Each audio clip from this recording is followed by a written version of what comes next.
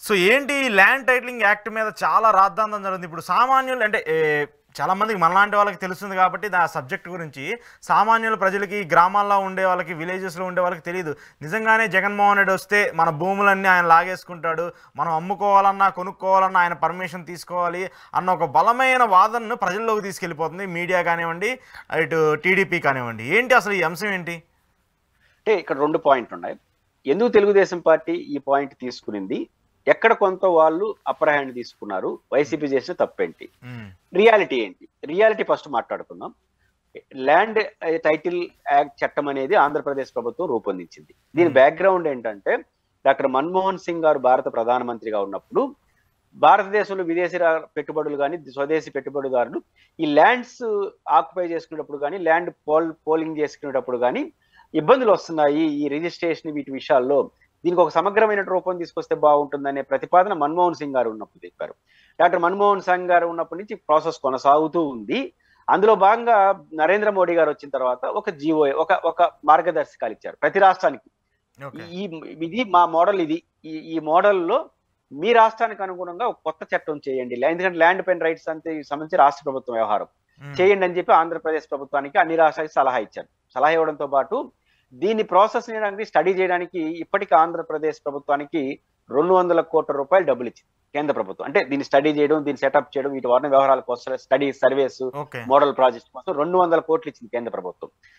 అయితే ఆంధ్రప్రదేశ్ రూపొందించినటువంటి land act title act అనేది చట్టం చేసినా అది కోర్టులో స్టే ఉంది. కాబట్టి ఆ సబ్జెక్ట్ అసలు ఇప్పుడు ఇష్యూయే కాదు.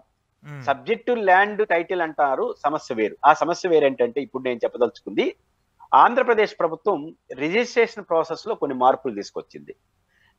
ఏంటి ఆ మార్పులు అంటే, 16 సబ్ రిజిస్టర్ ఆఫీసుల్ని ఎంపిక చేసుకొని మోడల్ ప్రాజెక్ట్ గా, పైలట్ ప్రాజెక్ట్ గా శ్రీకారం చుట్టారు. అంటే మీకు ఐడియా ఉంటే మనకు రైల్వేలో ప్రయాణించే ముందు టికెట్లు ఉండేవి, ఆ తర్వాత మెసేజ్లు, ఆ తర్వాత ఆధార్ కార్డు కూడా లేదు. ఇట్లా మార్పు ఆన్లైన్ సిస్టమ్ మార్పు, ప్రతి మార్పు మరింత స్ట్రెంథన్ అవుతుంది, సౌకర్యం వస్తా ఉంది, సెక్యూరిటీ ఉంటా ఉంది.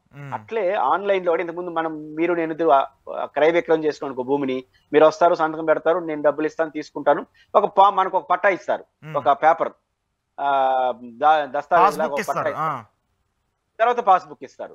అయితే ఈసారి ఈ ప్రభుత్వం మారుతున్న పరిస్థితులు ఈ పట్టాలు ఇవన్నీ కాకుండా ఈ మనకు ఇవి ఉన్నాయి కదా, గవర్నమెంట్ ఒక వెబ్సైట్ ని క్రియేట్ చేసి ఆ వెబ్సైట్ లో దీంట్లో పెడతా రిజిస్ట్రేషన్ స్టాంప్స్ ఉన్నాయి కదా, రిజిస్ట్రేషన్ స్టాంప్స్ మన ఆయన బయట కొనుక్కుంటా గందరగోళంగా ఉండేది, అది కొంచెం నకిలీ అని రకరకాల. ప్రభుత్వం ఏం చేసిందంటే ఈ ఆన్లైన్ లో ఎలక్ట్రానిక్ రిజిస్ట్రేషన్ ని క్రియేట్ చేసింది. ఎలక్ట్రానిక్ స్టాంపింగ్ అంటారు, అది గవర్నమెంట్ ఆఫ్ ఇండియా ఆధ్వర్యంలో నడుస్తుంది.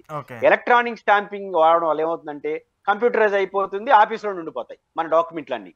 అయితే మనకు దానికి సంబంధించిన జిరాక్స్ పేపర్ ఇస్తారు, అంటే మీది అయ్యింది అని. ఇంతకు ముందు మన జీవితంలో భూములకు సంబంధించిన వాళ్ళందరూ క్రయ విక్రయాలు పట్టా చూసిన నేను జిరాక్స్ చూస్తారు కొంచెం కంగారు వస్తుంది, ఎందుకంటే ఫస్ట్ టైం కదా, భూమి కదా, ఇది జిరాక్స్ ఇచ్చేసినారనేసి. అయితే ఇది చాలా మంచిది. తమాషా ఏంటంటే ఈ ప్రాసెస్ చేయడానికి ఎప్పుడు ప్రారంభమైందో తెలుసా? 2016లో ప్రారంభమైంది.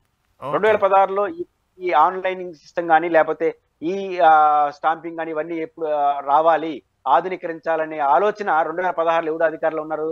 చంద్రబాబు నాయుడు అధికారం. ఇంకా తమాషా ఏంటంటే దాన్ని ప్రారంభించింది అజయ్ కల్లం. ఏది ఆయన రెవెన్యూ సెక్రటరీగా ఉన్నాడు ఇప్పుడు అజయ్ కల్లం గారే ఇప్పుడు ఆంధ్రప్రదేశ్ లో ప్రభుత్వానికి అడ్వైజర్. తమాషా చూడండి, తెలుగుదేశంలో ప్రారంభించారు, అజయ్ కల్లం గారు దాన్ని ప్రాసెస్ స్టార్ట్ చేశారు, ఇప్పుడు అది ముగింపు దశకు వచ్చి ఇంప్లిమెంటేషన్ దశకు వచ్చింది.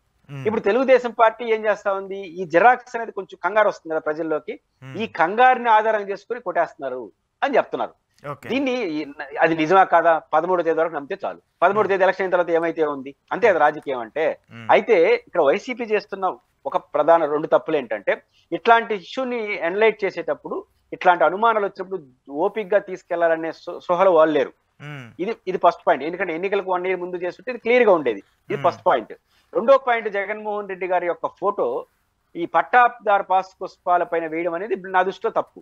ఎందుకంటే నా ఆస్తి అది, నా ఆస్తి పైన జగన్మోహన్ రెడ్డి గారి ఫోటో అంటే జనంలోకి ఏం భయభ్రాంతుకున్నాయి, నా ఆస్తి పట్టాపైన జగన్మోహన్ రెడ్డి ఫోటో వచ్చా, ఆ రాళ్ళు పైన జగనన్న సురక్ష వచ్చింది, కానీ జిరాక్స్ పేపర్ వచ్చా, ఏదో జరుగుతా ఉంది అనే అనుమానం అయితే నాకు వస్తుంది. వచ్చిన వెంటనే తెలుగుదేశం పార్టీ ఛాలెంజ్ అయిన పురుషోత్తం నేను తీసుకునేస్తాడు జగన్ అని చెప్పేసినారు.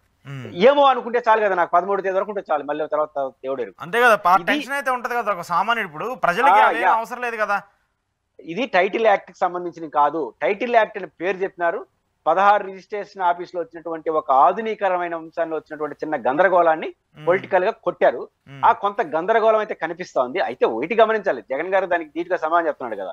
64,000 ఎకరాలు 64,000 ఎకరాలు రైతులు ప్రజలకు 2 సెంట్లు చొప్పున నేను ఉచితంగా ఇచ్చినటువంటి యాజ్ ఎ చీఫ్ మినిస్టర్, చుక్కల భూములు 22A ఉన్నటువంటి సమస్యను పరిష్కరించినటువంటి నేను 1000 ఎకరాల సమస్య పరిష్కరించి 64,000 ఎకరాల భూమిని ఉచితంగా రైతులకు ప్రజలకు ఉచితంగా ఇచ్చిన నేను భూములు ఎందుకు కొట్టేస్తాననే మాట ఆయన చెప్తున్నాడు. కానీ ఒకటి నిజం, తెలుగుదేశం పార్టీ చేసిన వ్యూహం ఓట్లుగా మారిన లేకపోయినా గందరగోళాన్ని మాత్రం పెంచింది. ఆ గందరగోళానికి వైసీపీ వ్యవహరించినటువంటి తీరు అదే హడావుడిగా ప్రారంభించడం, రెండో వైపు ఆ ఫోటో పైన ఉండడం, ఇది వాళ్ళకి యాడింగ్ గా పాయింట్ కనిపిస్తుంది.